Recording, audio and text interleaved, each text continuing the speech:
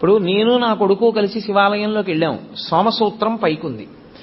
నేను ఈ గుళ్ళోకే వచ్చాను అనుకోండి, కాసేపు తూర్పుముఖంగా ఉన్న ఆలయానికి నమస్కారం చేసి ఎడంవైపు నుంచి వెళ్ళి ఎడమవైపు నుంచి నేను గుడికి ఇలా తిరిగాను. ఎడంవైపుకి గుడి ఎటుంటుంది? నా కుడి భుజం వేపుకుంటుంది.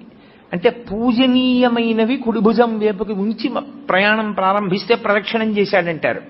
కుడి భుజం వేపుకు ఉంచి తిరుగుతున్నాను. చండీశ్వరుడి సోమసూత్రం వరకు వచ్చాను.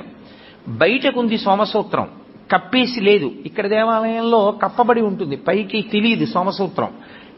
పైకి ఉందనుకోండి, నేను ఇక దాటకూడదు, గృహస్థుని, నాకు వివాహం అయిపోయింది.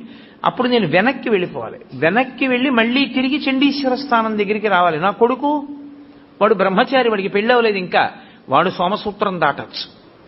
వాడు సోమసూత్రం దాటి గుండ్రంగా తిరిగి